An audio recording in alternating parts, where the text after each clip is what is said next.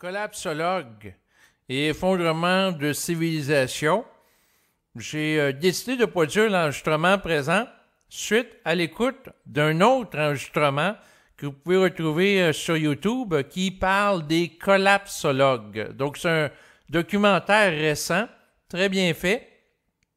Et vous allez retrouver le lien s'y rapportant en bas de l'enregistrement présent, là, naturellement, pour les gens d'entre vous qui ont envie de l'écouter. Il parle d'une tendance qui est présente en société, c'est-à-dire que des gens qui sont des collapsologues, un néologisme pour désigner, quand je regarde la petite description, là, ce rapportant documentaire qui proviendrait du latin, qui veut dire collapsus, qui signifie effondrement. Donc les partisans de la théorie que notre civilisation s'en vient à un point d'effondrement, de fin, eh bien, vont adopter certains comportements en relation avec ça. Et c'est sûr que ça s'appuie sur une forme de doctrine, une forme de croyance, à l'effet que bientôt, notre civilisation présente va être détruite. Par rapport à différents facteurs, donc il y a notamment les problèmes environnementaux qui représentent une menace associée à la pollution grandissante, le manque de ressources pétrolières. Donc, si le pétrole n'est plus bon marché, eh bien, éventuellement, ça pourra occasionner des crises sociales. Ensuite, il y a les changements climatiques. Il y a aussi l'augmentation de la population mondiale. Donc, si la population sur la Terre continue de croître, alors que les ressources qui sont disponibles aux habitants de la Terre n'augmentent pas en proportion, tôt ou tard, il y aura un point de bascule, un point de déséquilibre. Et aussi, il peut y avoir la combinaison de plusieurs variables qui occasionnent un effet domino pour plonger l'humanité présente dans une énorme crise financière et sociale et humanitaire dont, dans son état présent, elle ne pourrait se relever. Donc, c'est sûr que si on met en relation ensemble la menace environnementale associée au changement climatique, c'est sûr que si, par exemple, le climat se modifie, puis il y a de plus en plus de sécheresse, de problèmes avec des récoltes, puis la population simultanément continue d'augmenter, ce qui risque d'arriver, c'est qu'il risque de manquer de nourriture. Puis là, s'il y a des gens qui manquent de nourriture, ben ça se peut que ces gens-là deviennent agressifs, violents, qu'il y ait du pillage, puis qu'il y ait éventuellement des formes de guerre civile qui arrivent. Puis simultanément, ben il y a le manque de ressources pétrolières qui se produit. Ben c'est sûr que à ce moment-là, si les gens ont moins accès à de la nourriture, puis ils sont en plus grand nombre, puis ils n'ont pas accès à du pétrole pour se déplacer, ben, ça crée d'autres problèmes, une crise énergétique. Bref, c'est une théorie qui est avancée, qui va amener des gens à craindre le pire. Bon, il y en a qui vont dire que la fin de la civilisation présente est prévue pour l'an 2030. Puis là, quand j'ai écouté le documentaire, ça me faisait penser à la même trame qui a animé certains individus, excusez-moi, à l'orée du 21 décembre 2012. Donc, il y a des gens qui s'imaginaient que ça allait être la fin. Puis là, il y a des survivalistes qui, à ce moment-là, se préparant au pire, ont développé des techniques pour, par exemple, faire de la survie en nature. Ensuite, leur propre récolte était autosuffisante sur le plan alimentaire et ainsi de suite. Puis là, ce qui est intéressant, c'est qu'en regardant ça, je regardais qu'est-ce que ça me disait intérieurement. Parce que le but, quand j'écoute des documentaires sur Internet, entre autres, c'est de regarder au niveau de l'esprit qu'est-ce que ça me dit par rapport à ça. Parce que là, ce que je voyais, c'est qu'il y avait beaucoup de gens qui vibraient de la peur par rapport à un avenir sombre et en relation se préparer au pire. Mais si une personne agit en fonction de la peur, c'est parce qu'il agit en fonction d'une vibration qui est réactive et non pas créative. Donc, autrement dit, si la personne agit en fonction d'une crainte, puis elle se prépare au pire, elle ne suit pas la vibration de l'esprit, puis à ce moment-là, elle est astralisée.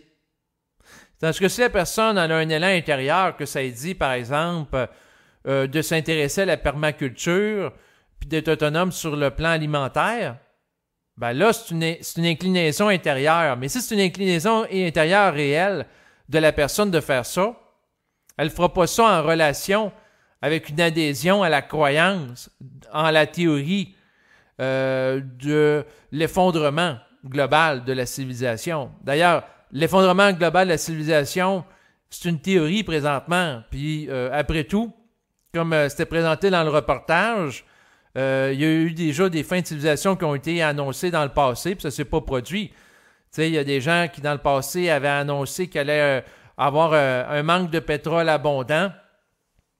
Je pense que c'était en 2008 ou 2009, puis finalement, c'est pas arrivé. Aujourd'hui, au moment où je vous parle, on est en 2019, c'est quasiment 10 ans après, puis le pétrole est encore à bon marché. Si je prends la situation au Québec, on va à la pompe, puis les prix du pétrole sont sensiblement les mêmes. Bon, ça l'a augmenté un peu au fil des ans avec l'inflation, mais il n'y a pas eu d'explosion du prix. Le prix n'a pas doublé, il n'a pas triplé, il n'a pas augmenté d'une manière exagérée.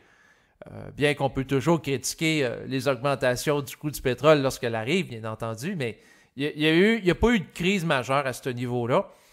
Puis, ce qui arrive aussi, c'est que les gens, quand ils réfléchissent à l'avenir de l'humanité avec l'intellect, ben, ils font des calculs. Donc, un scientifique peut anticiper qu'avec l'exploitation du pétrole par rapport à des puits, il y a une certaine quantité, mais si le scientifique ne tient pas compte, par exemple, l'exploitation des gaz de schiste, puis en fait, pas des gaz, mais du pétrole de schiste aux États-Unis, qui a eu cours au fil des dernières années, qui ne tient pas compte de ça dans l'équation, ben à ce moment-là, ces calculs sont erronés parce qu'il ne tient pas compte d'une source d'approvisionnement du pétrole autre que celle par rapport à des gisements de pétrole qui ne sont pas en relation avec le schiste. Donc, il y a différentes variables. Fait que si quelqu'un essaie de prédire l'avenir avec l'intellect, c'est peine perdue. Puis aussi d'adhérer à une forme par rapport à l'avenir.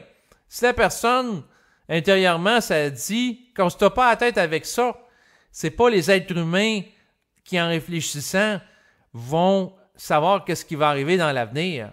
Il faut que la personne suive sa vibration. Donc, moi, si ça me dit intérieurement que j'ai pas à aller en nature puis apprendre à me débrouiller en nature, ben, je ne ferai pas des efforts dans ce sens-là. Si je crois que la fin du monde est imminente puis il reste peut-être 10 ans ou 20 ans avant que notre civilisation présente s'effondre, puis en fonction de cette croyance-là, j'ai de la peur, puis la peur me mobilise pour passer à l'action, pour, par exemple, me joindre à un groupe sur Internet qui pratique le survivalisme. Ben, à ce moment-là, la motivation derrière mon action est astrale. Je suis astralisé par la peur, je suis fasciné par l'état de peur qui m'amène à avoir cette action-là. Donc, cette action-là n'est pas ajustée avec mon esprit, puis elle devient retardataire par rapport à ma vie, parce que pendant que je suis occupé à faire ça, je ne fais pas autre chose. Donc, à ce moment-là, c'est pas intelligent. Puis en écoutant ce documentaire-là, tu sais, je regardais les gens, parce qu'il y avait des jeunes, des gens à peu près dans mon âge. Moi, je suis rendu à 38. Donc, si je vois des gens en quarantaine, c'est sûr que ça me parle. Puis là, je voyais les gens, les gens de mon âge. Tu sais, je regardais ça dans le documentaire, je les trouvais pas nécessairement heureux, je les sentais pas nécessairement dans une vibration qui nourrissait. Fait que, je sais pas. En fait, c'est du cas par cas, j'ai pas à juger pour autrui, là. En réalité, si les gens ont vibration de faire ça, qu'ils le fassent en fonction de la vibration présente et non pas en fonction de peurs anticipées dans le futur. Parce que si on fait en fonction d'une prévoyance, entre guillemets, par rapport à des peurs futures, puis ça ne s'actualise pas, ben la personne en en paie le gros prix. Tu sais, si quelqu'un, par exemple, s'entraîne pour chasser en nature, puis finalement la civilisation ne s'écroule pas, puis en réalité, elle n'aime pas ça, puis elle n'est pas mise en vibration réellement pour faire ça, ben elle aura à quelque part perdu son temps alors qu'elle aurait pu faire autre chose. Donc, c'est de suivre qu'est-ce qu'on est, puis son inclinaison fondamentale. Comme moi, j'écoute ça, mon inclinaison fondamentale, c'est, puis ce que ça me dit intérieurement, c'est occupe-toi pas de ça, là. Occupe-toi d'être bien dans ta peau, dans le moment présent. Gère comme il faut ta vie. Gère comme il faut dans les ici maintenant tes finances, ton relationnel avec les gens, le ménage de ton logement. Puis tu vas en avoir fait assez, là. Donc, j'ai pas d'inclinaison pour aller faire de l'agriculture. D'ailleurs, je l'ai jamais eu, là. Tandis que mon frère aime ça. Mais tu sais, lui, il fait de l'agriculture parce qu'il aime ça, pas parce qu'il veut être autonome sur le plan alimentaire au cas où qu'il y a un apocalypse dans les prochaines années. Donc, ce qui est important, c'est de fonctionner de ce que je capte de mon esprit présentement, en fonction du réel de ce qu'on porte en soi, pour faire les choses pour l'immédiateté, et non pas par rapport à l'avenir. Puis si on suit la vibration dans l'immédiat, on va pouvoir préparer l'avenir adéquatement en fonction du plan de l'esprit, plutôt que de la peur que l'ego peut avoir en réaction par rapport à l'avenir et des documentaires chocs qui sont présentés. Puis il y a une différence à travers ça. C'est-à-dire que, je vous donne un exemple.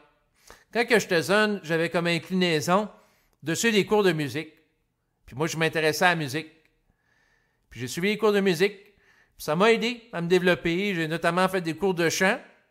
C'est sûr que je ne suis pas devenu un grand chanteur, là, mais ça m'a aidé à apprendre à mieux articuler, à mieux parler. Puis j'ai suivi ça. Mais moi, quand je faisais ces cours-là de chant, je ne savais pas par la suite que je ferais des enregistrements sur Internet, là, où ce que je parlerais. Ça ne m'avait pas été dit. Mais au moment que j'ai fait les cours de chant, je les ai faits. J'avais cette inclinaison-là, puis c'était facile pour moi d'aller suivre les cours. Par contre, ça a amélioré ma façon de communiquer, de parler, entre autres, de placer la voix. Mais ça a ses limites aussi. Puis je ne suis pas devenu un chanteur, mais le but de l'exercice, c'était pas que je devienne un chanteur, mais au cas où mais pendant que j'ai fait les cours, je ne le savais pas. Mais ça m'a préparé par la suite à communiquer. Donc, ça a eu une utilité. Fait que c'est sûr que l'esprit va nous amener dans le moment présent à faire des choses qui peuvent avoir des répercussions sur notre avenir, mais en fonction de son agenda à lui, pas d'agenda astral, puis d'adhésion à une croyance par rapport à un futur apocalyptique. Donc, si la personne, par exemple, a su son inclinaison, puis oui, il va y avoir des événements de fin de cycle, puis oui, il peut avoir une rareté de ressources, mais elle fait ça naturellement. Si je pense à mon frère qui, naturellement, sans faire d'effort, il n'a pas écouté ce documentaire-là, mais lui, il va s'occuper, par exemple, des végétaux. Il va aimer s'occuper de plantes. Il va aimer l'agriculture naturellement. Ça ne demande pas d'effort, mais peut-être que son intérêt pour l'agriculture va être utile dans plusieurs années s'il y a une pénurie alimentaire, mais ça, il ne sait pas. Mais s'il y a à faire quelque chose en lien avec ça, il va être préparé dans le moment présent. Tu sais, ça me dit intérieurement de continuer mes cours d'anglais, parce que peut-être dans l'avenir, ça va me servir à quelque chose, mais je ne sais pas présentement, mais je vais continuer les cours d'anglais, puis ça va se faire facilement, parce que c'est dans mon inclinaison naturelle. Mais si je fais des cours d'anglais, au cas où il y a une apocalypse, puis là, il faut que je voyage aux États-Unis, où il va arriver des gens des États-Unis ou d'autres pays au Québec, étant des réfugiés climatiques qui ont comme seconde langue l'anglais, puis ça va être l'interface que je vais utiliser pour communiquer avec eux. Ben là, si on peut me présenter ça par rapport à un avenir lointain, puis tout peut bouger dans le temps, puis peut-être que ça ne s'actualisera pas. Mais quoi qu'il en soit, que le futur soit ténébreux ou pas, qu'il y ait une fin du temps dans mon existence présente ou non, ce qui importe, c'est que je fasse ce que j'ai à faire dans ma vie par rapport à la vibration que je peux capter dans mon esprit. Voilà l'essentiel de mon propos où je veux en venir, là. Donc, c'est sûr que si on me pose la question, est-ce que tu es un disciple de la doctrine de la collapsologie, de la théorie de l'effondrement? Non. Si on me pose la question, est-ce que j'ai la vibration qu'il va y avoir des changements de civilisation? La réponse, c'est oui, parce que la civilisation ne peut pas rester dans son état présent. Puis le but de l'esprit, c'est d'amener les individus et les collectivités à travers des prises à changer pour devenir transparents en tant qu'égaux. Fait que c'est clair qu'il va y avoir des oppositions. Par contre, je n'ai pas à croire que l'opposition va être spécifiquement climatique ou spécifiquement associée à de la surpopulation qui va amener une rareté de ressources. Je n'ai pas à adhérer à rien, là. Je peux avoir une mesure vibratoire qui va avoir des changements dans la civilisation, mais d'en connaître la nature, les dates, ça, j'en ai pas une mesure. Puis même si on me dirait des dates, tout bouge tout le temps, fait que ça peut changer. Fait que ça ne m'intéresse pas. Bref, on est en réaction avec un futur épeurant, puis de mettre en action à faire des choses qui ne me correspondent pas vibratoirement, ben, je continue à vivre ma vie en fonction de moi. Donc, si j'ai la vibration de m'entraîner physiquement, je m'entraîne, mais je n'irai pas faire des choses qui ne me concernent pas en relation avec l'adhésion à des croyances associées à des théories du fin du monde. Puis, ce qu'on constate, c'est qu'il y a une mouvance où des gens qui ont été, par exemple, influencés par 2012 peuvent être influencés par la suite par la théorie d'une fin du monde pour 2030, ben de la fin du monde, fin de civilisation pour 2030, puis ensuite il peut y avoir une résurgence de ce mouvement-là pour adhérer à des formes futures épeurantes, puis pendant ce temps-là, ben, la personne vibre à la peur, puis quand la personne vibre à la peur, elle n'est pas neutre dans le mental, donc elle ne peut pas être en contact avec l'esprit simultanément, puis elle ne peut pas émettre vibratoirement. Tu sais, quelqu'un ne peut pas, par exemple, émettre une vibration forte et puissante si elle a un état bas vibratoirement parce qu'elle vibre à la peur puis elle est astralisée. Donc, c'est sûr que de toute façon, quelqu'un qui vit de l'esprit, non seulement il n'adhère pas à la théorie de la calopsologie puis de l'effondrement de civilisation, il n'adhérera à aucune théorie. Il se laisse soumettre à aucune forme. Il croit à aucune forme. Il vit en fonction de lui. Donc, il est libre de toutes les formes, que ce soit l'adhésion au système marxiste, communiste, au national-socialiste ou peu importe. La personne est libre de tout ça. La personne vit individuellement dans un fonctionnement autonome. Là, il faut que je fasse attention parce que des fois, je parle vite. Des fois, je capte quelque chose puis je veux le dire. Puis là, c'est la vitesse des mots qui n'est pas nécessairement adéquate pour exprimer avec précision la pensée que je veux manifester à travers ma parole.